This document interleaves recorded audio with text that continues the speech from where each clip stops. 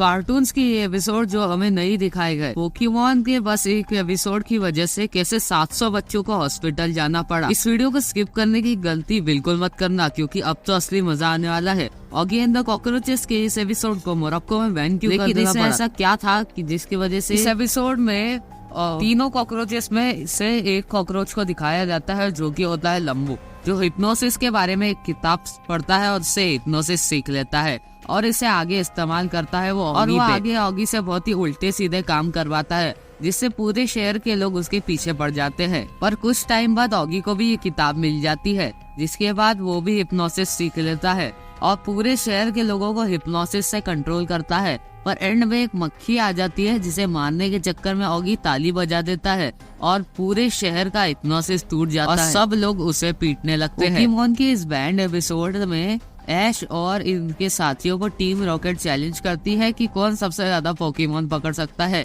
हालांकि इस एपिसोड में इसलिए कर दिया गया क्योंकि कई बार बंदूक का इस्तेमाल किया गया था और ऐश के जंपर कई बार बंदूक और इसमें टीम रॉकेट की बिल्ली मियाउथ को भी बहुत ही घायल की हालत में दिखाया गया था और इसके वजह से एपिसोड बहुत ज्यादा खतरनाक लग रहा था। वीडियो में मजा आ रहा है तो आगे बढ़ने से पहले चैनल को सब्सक्राइब कर दीजिए। इस एपिसोड को तो बैन होना ही चाहिए था, क्योंकि इसमें एक ऐसी चीज दिखा दी थी जो बच्चों को नहीं देखनी चाहिए। इस एपिसोड में स्पंज बॉब और एक घर में घुस जाते हैं जहाँ पर वो लोगों के कपड़ों को स्मेल करते हैं। वो पकड़े जाते हैं और उन्हें पता चलता है ये घर, और एंड में ये खुलासा होता है कि वो घर मिस्टर क्रैब्स की मॉम का था और वो सारे कपड़े भी मिस्टर क्रैब्स की मॉम के थे और एंड में ये दोनों अरेस्ट हो जाते हैं। पोकेमॉन का ये एपिसोड इलेक्ट्रिक शोल्डर बहुत ही ज्यादा चमकदार और यही चीज इसके बैन होने की वजह बनी। दरअसल इसकी वजह से 700 बच्चों को आंखों में दिक्कत होने लगी और उन्हें हॉस्पिटल भी जाना पड़ा, क्योंकि इस एपिसोड की लाइटिंग कुछ ज्यादा ही ब्राइट और उन 700 बच्चों के पेरेंट्स ने असाही टीवी पर केस भी कर दिया। उसकी वजह से ये एपिसोड को बैन करना पड़ा था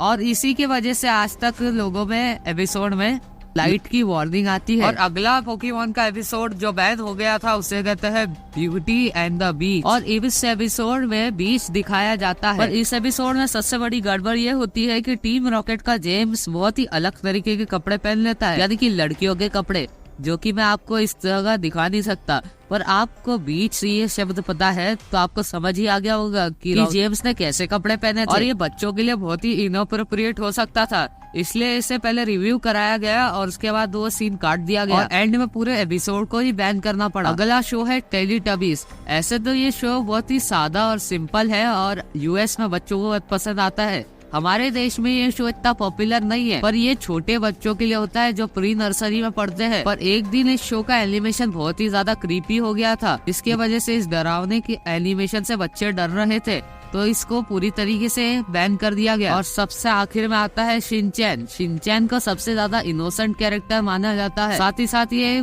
शो का सबसे सैवेज कैरेक्टर भी है। और शिनचैन की एक मूवी आई थी लेजेंड ऑफ डांस सांबा, जिसमें इंडिया में पूरी तरीके से बैन कर दिया गया था, क्योंकि इसमें बहुत ही अजीब हरकतों को दिखाया गया है और शिनचैन के पापा हिरोशी दोनों को पूरी तरीके से नंगा दिखाया गया है और ये बिना कपड़ों के बहुत ही ज्यादा एंजॉय भी करते हैं और सबके सामने अंग प्रदर्शन करते हैं, जो बच्चों के लिए बिल्कुल भी अप्रोप्रिएट नहीं है और इससे बच्चों पर गलत असर पड़ सकता है। इसलिए इसे इंडिया में और भी बहुत सारे देशों में बैन कर दिया गया था। आपका फेवरेट कार्टून शो कौन सा है हमें कमेंट बॉक्स में बताएं, और कार्टून या एनीमे से कौन सा सबसे बेटर है ये भी बताएं। वीडियो को लाइक करें, चैनल को सब्सक्राइब करें, अपने दोस्तों के साथ शेयर करें। धन्यवाद।